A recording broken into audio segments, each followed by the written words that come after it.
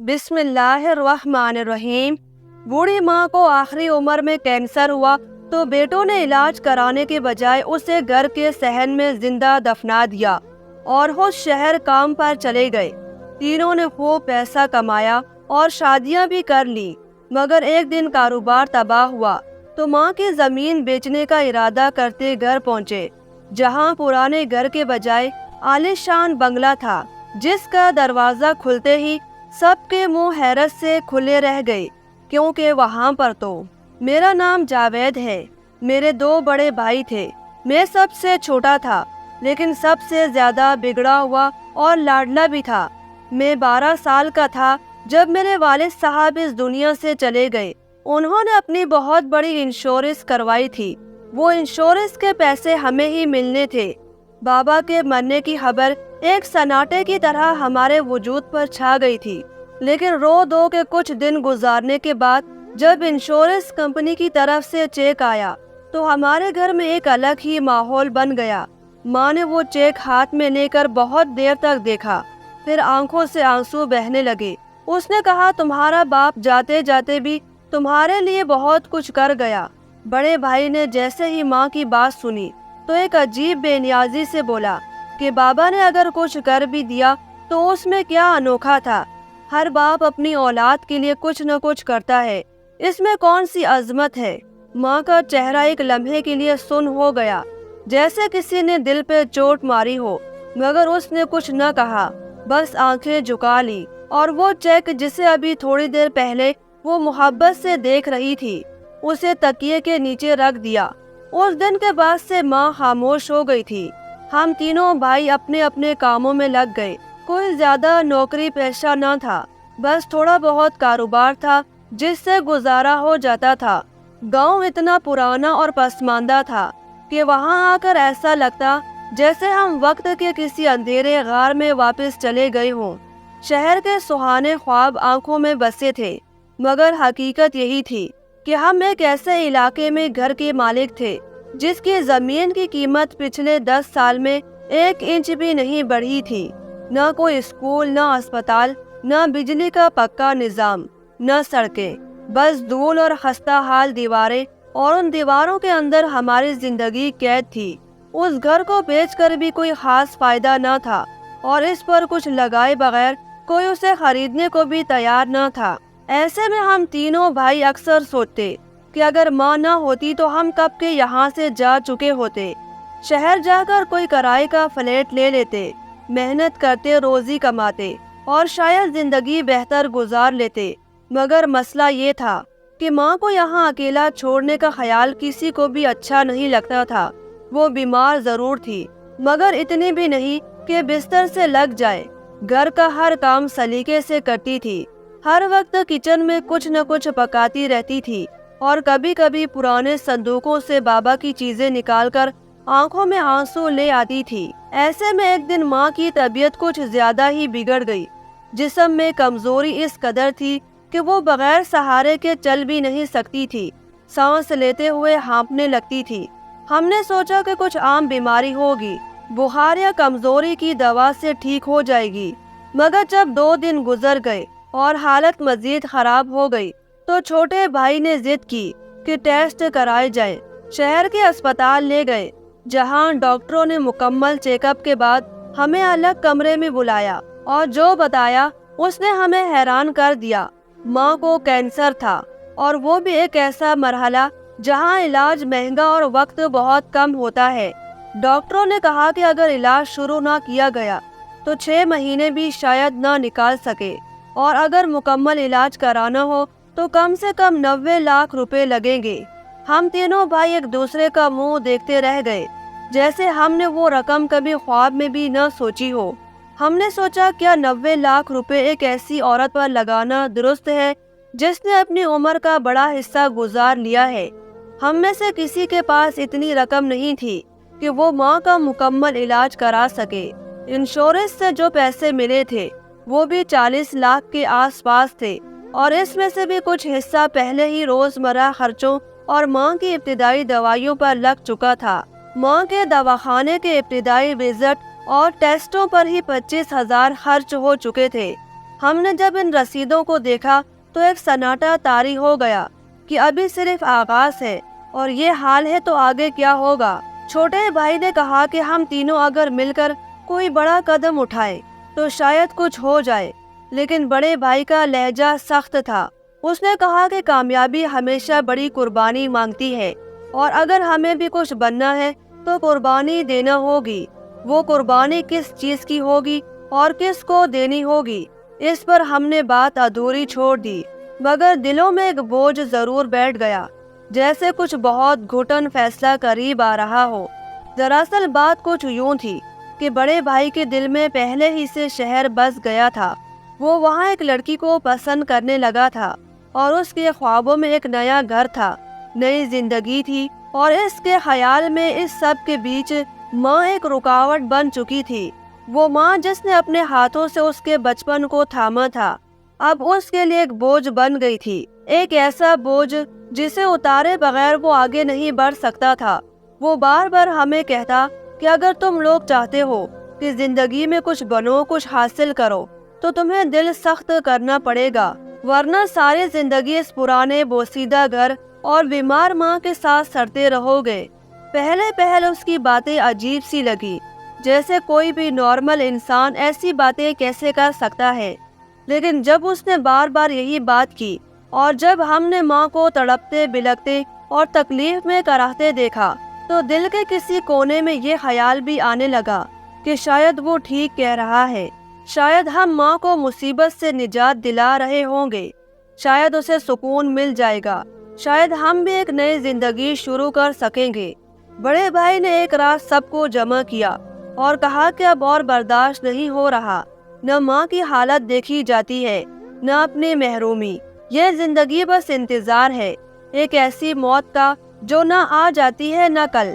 اس نے کہا کہ ہمیں ماں کو ایک پرسکون موت دے دینی چاہیے، ویسے بھی کینسر کی یہ آخری اسٹیج ہے، 3-4 مہینے میں گٹ گٹ کے مر جائے گی، لیکن اس دوران ہماری زندگی برباد ہو جائے گی، کاروبار بند ہو جائے گا، شہر جانے کا خواب چکنا چور ہو جائے گا، تو بہتر یہ ہے کہ اس سے پہلے کہ وہ خود چلی جائے ہم اسے رخصت کر دیں، تاکہ ہمیں بھی سکون مل جائے اور وہ بھی تکلیف سے بچ جائے۔ درمیانی بھائی نے پہلے تو ہچکچاہٹ ظاہر کی، لیکن پھر اس نے بھی سر ہلا دیا۔ میرے دل میں ایک عجیب بے چینی تھی۔ میں نے کہا کہ نہیں، ایسا نہیں کرتے، یہ غلط ہے، یہ بہت بڑا گناہ ہے، لیکن میرا لہجہ اتنا مضبوط نہ تھا کہ ان کے ارادے کو روک سکتا۔ بڑے بھائی نے کہا کہ تم جذباتی ہو رہے ہو، یہ وقتی کیفیت ہے، جب ہم شہر پہنچیں گے تو سب بھول جائیں گے، پھر نہ یہ گھر یاد آئے گا نہ ماں۔ اس دن دوپہر کے وقت ماں چھت پر کپڑے سکھانے گئی، میں نیچے تھا اور بڑا بھائی ماں کے پیچھے گیا۔ پتہ نہیں کیا ہوا، کچھ لمحے بعد ایک زوردار آواز آئی، میں بھاگ کر باہر نکلا۔ ماں زمین پر بے سدھ پڑی تھی، چہرہ زخمی تھا، جسم ساکت تھا۔ میں چیخا کہ ماں کو کیا ہوا؟ بڑا بھائی ہانپتے ہوئے بولا، پتہ نہیں، شاید پیر پھسل گیا ہے۔ میں قریب گیا، ماں کی نبض دیکھی، بہت ہلکی سی سانس محسوس ہوئی۔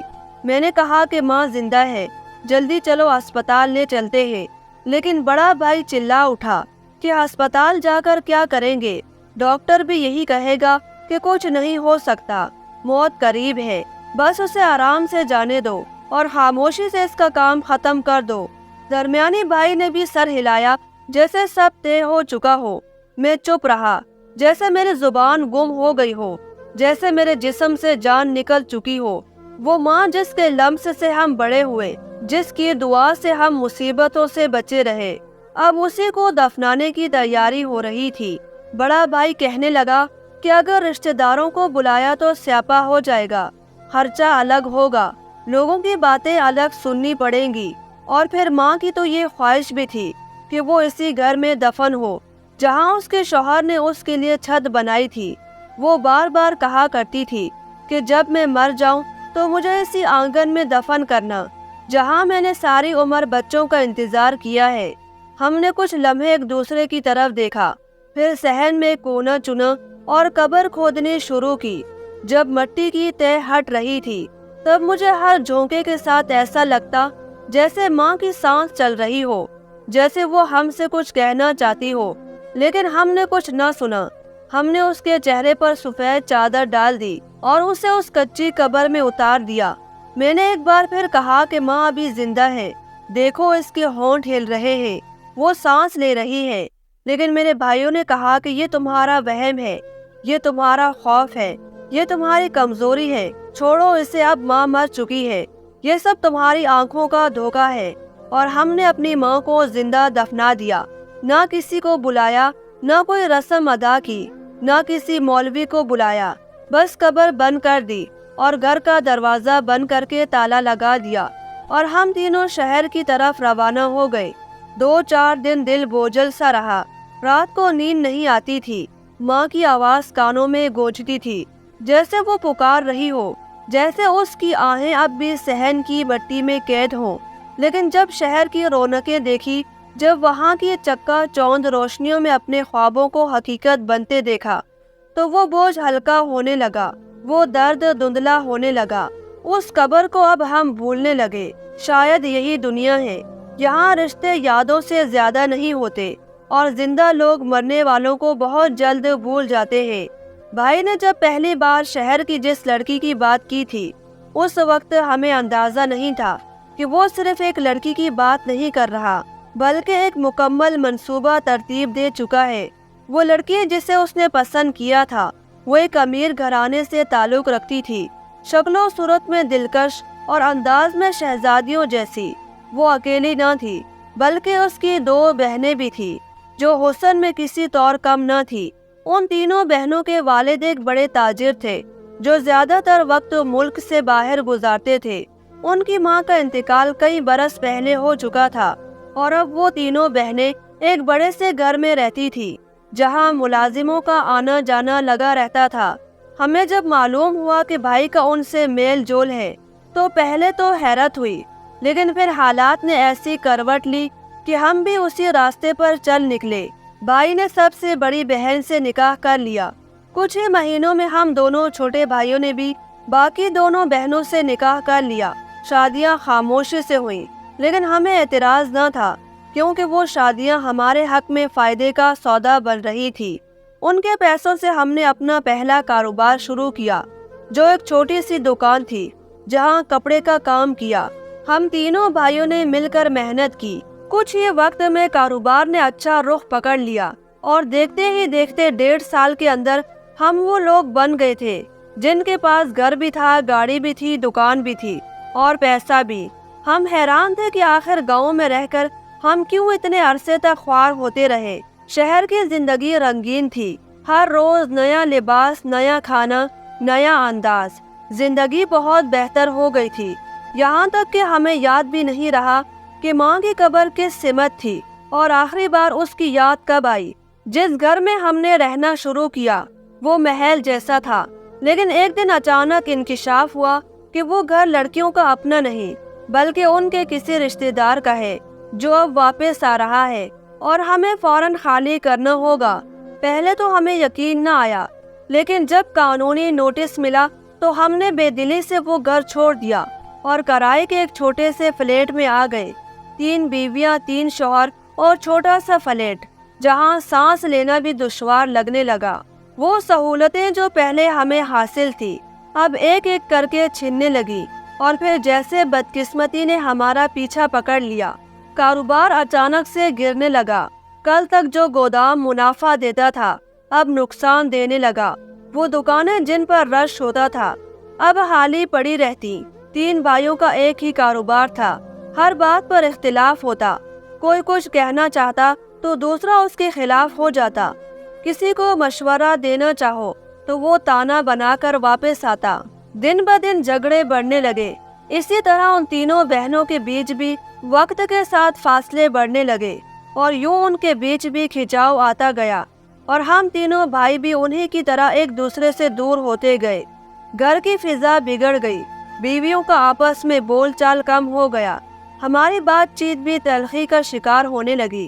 کاروبار جو پہلے ہمیں جوڑ کر رکھتا تھا، اب ہمیں ایک دوسرے سے الگ کر رہا تھا۔ پھر کچھ ایسا ہونے لگا کہ جیسے ہمارے ارد گرد کی دیواریں تنگ ہوتی جا رہی ہوں۔ بھائیوں کی آنکھوں میں اجنبیت آنے لگی، دل کے اندر ایک ایسا بوجھ بیٹھنے لگا जो किसी को दिखाया नहीं जा सकता था। कभी रात को आंख खुलती तो माँ की वो आखिरी झलक याद आती जब वो सांस ले रही थी और मैंने कहा था कि ये जिंदा है, लेकिन मेरे भाइयों ने कहा था कि सांसें बस कुछ लम्हों की मेहमान है, उनका मरना तय है, इसीलिए तकलीफ कम कर दो। और अब जब भी किसी बीमार को मरते देखता हूँ तो लगता है कि शायद माँ भी इसी तकलीफ में थी, लेकिन हमने उसे दफन कर दिया, जिंदा दफन कर दिया। कभी दिल करता था कि चीख चीख कर बता दूं कि हमसे बहुत बड़ी गलती हो गई है, लेकिन फिर दिल के अंदर एक खौफ आ जाता कि अगर ये राज खुल गया तो सब कुछ खत्म हो जाएगा, फिर वो कारोबार भी ना बचेगा जो अब सिर्फ कागजों में बाकी है, वो इज्जत भी खत्म हो जाएगी जो कभी किसी की नजरों में हमारे लिए है। एक दिन बड़ा भाई जो कभी सबसे मजबूत था वो भी हार गया। उसने कहा कि मुझे लगता है कि माँ की बदुआ लग गई है, कारोबार पहले ही जमीन बोस हो चुका था, अब अखराजात ने कमर तोड़ दी थी। जो बीवियाँ कभी दौलत और आराम के ख्वाब देखकर आई थी वो अब दिन भर तानों में लगी रहती थी। बच्चे सवाल करते थे कि पहले इतना कुछ था, अब सब कहाँ गया, और इन सवालों के जवाब किसी के पास नहीं थे। उसी दिन बड़े भाई ने सबको बुलाया और कहा कि वक्त आ गया है कि हम वो फैसला करें जो हमें बहुत पहले कर लेना चाहिए था। गांव की जमीन और पुराना घर बेच देते हैं, पैसे आपस में बराबर तकसीम करेंगे और अपने अपने रास्ते खुद बनाएंगे। हम सबको लगा कि ये बात तो वाकई समझदारी की है, क्योंकि अब एक जगह रहकर कुछ हासिल नहीं हो रहा था तो अलग अलग किस्मत आजमाते हैं। एक पुरानी वैन बुक करवाई गई, शहर के शोर से निकलकर खेतों की तरफ सफर शुरू हुआ। सब रास्ते भर पुरानी बातें याद करते रहे, बचपन के खेल, बचपन की लड़ाइयाँ, वो गलियाँ जहाँ खेलते हुए शाम हो जाती थी। बातों बातों में एक भाई ने कहा कि घर तो काफी पुराना होगा, गंदा भी होगा, सफाई भी करनी पड़ेगी। दूसरे ने कहा कि यहाँ तो कोई होटल भी नहीं है, रात कहाँ गुजारेंगे। बड़े भाई ने कहा कि फिक्र ना करो, पहले पहुँच तो जाने दो, कुछ न कुछ हो ही जाएगा। जब गाड़ी गांव के करीब पहुंची तो सबकी नजरें खिड़कियों से बाहर थी, हर एक की आंख में पुरानी यादें झलक रही थी। लेकिन जैसे ही अपने घर वाली गली में मुड़े तो सबके चेहरे पर उलझन आ गई। एक लम्हे को लगा जैसे हम गलत जगह आ गए हैं। यहाँ तो वो कुछ भी नहीं था जो हम याद रखते थे। छोटा सा मिट्टी का घर, पीपल का दरख्त, वो टूटी चारपाई, सब कुछ गायब था। अब यहाँ एक बुलंद 3 मंजिला इमारत खड़ी थी, जैसे किसी ने जमीन हड़प कर एक नया राजमहल खड़ा कर दिया हो। अगर दरवाजे के साथ वो पुराना पीपल का दरख्त न होता तो शायद हम मान ही न पाते कि ये वही जगह है जहाँ हम कभी रहते थे। दिल की धड़कन तेज हो गई। दरवाजा खुला हुआ था, शायद कोई अंदर ही था। हम हिचकिचाते हुए अंदर दाखिल हुए और जैसे ही अंदर कदम रखा, सामने का मंजर देखकर दिल की धड़कन एक लम्हे को रुक गई। वहाँ एक कब्र बनी हुई थी, और वो भी पक्की कब्र, जिस पर अल्फाज कंधा थे, और वो अल्फाज पढ़कर सबके कदम डगमगा गए। लिखा था कि यहाँ मैं नहीं, मेरे 3 बेटे दफन हैं। ये अल्फाज ऐसे थे जैसे किसी ने हमारे दिल के अंदर से चीख निकालकर पत्थर पर लिख दी हो। लम्हा भर को सब साकित हो गए, आंखें फतरा गईं, आवाजें बंद हो गईं और सांसें रुक गईं। समझ नहीं आ रहा था कि ये क्या हो रहा है। माँ की कब्र जो हमने कभी बनाई ही नहीं थी, आज वो न सिर्फ मौजूद थी बल्कि बोल रही थी। इतने में बड़े भाई के कंधे पर किसी ने हाथ रखा। जब हमने उस शख्स की तरफ देखा जो बड़े भाई के कंधे पर हाथ रखे खड़ा था, तो वो कोई और नहीं बल्कि हमारी माँ का बेटा मुनीब था, जिसके बारे में हमें बस इतना ही पता था कि हमारी माँ की पहली शादी हुई थी और वो बेवा होने के बाद हमारे बाबा से ब्याही गई थी। मुनीब उनका पहला बेटा था, लेकिन बचपन ही में उनके ससुराली रिश्तेदारों ने जबरदस्ती माँ से मुनीब को छीन लिया था और वहीं पल बढ़कर कहीं गुम सा हो गया था। हमने कभी इस बारे में तफसील जानने की कोशिश ही नहीं की थी, क्योंकि माँ ने भी उस दुख को छुपाने की बहुत कोशिश की थी और हमें भी कभी अहमियत नहीं दी कि इस बात के पीछे कोई गहरा दर्द या हकीकत हो सकती है। हमने ये सोचकर दिल को बहला लिया था कि मुनीब की कहानी बस एक अधूरी याद है, एक पुरानी कहानी है جس کا انجام کبھی نہیں ملنا، لیکن آج وہ کہانی ہمارے سامنے جیتی جاگتی حقیقت بن کر کھڑی تھی۔ منیب نے بڑے اعتماد سے بڑے بھائی کی طرف دیکھا اور کہا کہ جی ہاں، یہ وہی زمین ہے جہاں میں پیدا ہوا تھا اور جسے تم لوگوں نے میری ماں سمیت مٹی میں دفنا دیا۔ تم لوگوں نے صرف زمین پر نہیں قبضہ کیا، بلکہ ایک ماں کی سانسوں کو بھی دبا دیا تھا، لیکن قدرت نے تمہاری بے حسی کا جواب میرے ہاتھوں سے دینا لکھا تھا۔ بڑے بھائی نے جیسے ہی اس کا مذاق اڑاتے ہوئے کہا کہ تو ہے جس نے ہماری زمین پر قبضہ کیا اور ہماری ماں کی قبر پر یہ جھوٹ لکھوایا ہے، تو منیب نے سنجیدگی سے کہا کہ یہ کوئی جھوٹ نہیں ہے، یہ سچ ہے۔ جو تم لوگوں نے کیا وہ میں نے پتھر پر لکھ دیا تاکہ دنیا دیکھے کہ خون کے رشتے جب بے حس ہو جائے تو مٹی کیسے چیخنے لگتی ہے۔ اسی لمحے پیچھے سے قدموں کی آہٹ آئی اور ہم سب نے پلٹ کر دیکھا تو ہماری آنکھیں حیرت سے پھٹنے کو ہو گئیں۔ سامنے ماں کھڑی تھی، وہی ماں جس کو ہم نے کینسر کا مریض سمجھ کر زندہ دفن کر دیا تھا، وہی ماں جو ہمارے ہاتھوں میں تڑپتی رہی اور ہم نے اسے ہسپتال لے جانے کے بجائے اپنے ضمیر کے قبرستان میں دفن کر دیا تھا۔ وہی ماں اب ہمارے سامنے کھڑی تھی، تندرست، خوبصورت اور مطمئن۔ اس کے چہرے پر نہ کوئی نفرت تھی نہ غصہ، بس ایک عجیب سے بے نیازی تھی جو ہمارے سینے میں کانٹے کی طرح چبھ رہی تھی۔ ماں نے نرمی سے کہا کہ تم لوگ مجھے مرا سمجھ کر چلے گئے تھے، لیکن اس وقت منیب واپس آیا تھا، وہ مجھ سے ملنے آیا تھا۔ اس نے جب میری حالت دیکھی تو مجھے قبر سے نکالا اور ہسپتال لے گیا، مہینوں علاج کروایا اور موت سے چھین کر واپس زندگی میں لایا۔ پھر میں نے فیصلہ کیا کہ جس بیٹے نے ماں کو زندہ دفن کیا، اس سے بہتر ہے وہ بیٹا جو ماں کو موت سے نکال لایا۔ میں نے ساری جائیداد، ساری زمین، سب کچھ منیب کے نام کر دیا اور آج میں اس کے ساتھ ہوں۔ تم لوگ یہاں کیا لینے آئے ہو؟ جاؤ، واپس چلے جاؤ۔ ہمارے بڑے بھائی کو ابھی بھی غصہ تھا۔ اس نے کہا کہ آپ کون ہوتی ہیں ہماری جائیداد کسی کے نام کرنے والی؟ یہ ہمارا حق ہے، یہ ہمارا حصہ ہے، یہ ہمارے باپ کا گھر ہے۔ اس پر ماں نے ایک زوردار تھپڑ مارا اور کہا کہ باپ کا گھر تو وہ ہوتا ہے جہاں بیٹے ماں کو دفن کرنے کے بجائے بچاتے ہیں۔ جس گھر میں اولاد بے رحم ہو وہاں دیواریں بھی روتی ہیں۔ منیب بھی خاموش نہ رہا، اس نے بھی آگے بڑھ کر بڑے بھائی کو تھپڑ مارے اور کہا کہ اب بتا، تجھے اپنی زمین عزیز ہے یا اپنی ماں کی جان جو تو نے خود اس قبر میں دھکیل دی؟ ہم سب ساکت ہو گئے۔ ہم نے پہلی بار اپنی زندگی میں اپنی ماں کے چہرے پر وہ جذبات دیکھے جو کبھی نہ دیکھے تھے۔ ماں نے ہمیں دھتکار دیا اور کہا کہ اگر میں چاہوں تو پولیس کو بلوا لوں، کیونکہ تم لوگوں نے مجھ پر قاتلانہ حملہ کیا تھا۔ میں نے تمہیں زندہ چھوڑ دیا کیونکہ میں نے تم لوگوں کو جنم دیا ہے، لیکن تم لوگوں کے لیے اب کچھ بھی نہیں ہے۔ تم لوگوں نے اپنی ماں کو دفنایا اور آج وہ ماں تمہیں اپنی زندگی سے نکال رہی ہے۔ جاؤ، یہاں سے دفع ہو جاؤ، ورنہ قانون کو یاد دلاؤں گی کہ کیسے تم لوگوں نے مجھ پر ظلم و ستم کیا تھا۔ منیب نے ہماری طرف طنزیہ ہنسی سے دیکھا اور کہا کہ اب یہ زمین میری ہے، میں ہوں اس علاقے کا ASI۔ تم نے جو کیا وہ میرے پاس ریکارڈ میں ہے، تمہیں جیل کی ہوا کھلا دوں گا۔ جب یہ سنا تو ہماری ٹانگیں کانپنے لگی، آنکھوں سے شرمندگی بہنے لگی اور زبانیں بند ہو گئی۔ ماں کے قدموں میں گرنے کی ہمت بھی نہیں رہی۔ ہم سب نے ایک دوسرے کی طرف دیکھا اور بے آواز رو پڑے۔ ہمارے منہ لٹک گئے۔ ہم شہر واپس آ گئے، لیکن اب وہ شہر بھی اجنبی لگنے لگا تھا۔ کاروبار پہلے ہی برباد ہو چکا تھا۔ اب محنت مزدوری سے پیٹ پالنے لگے۔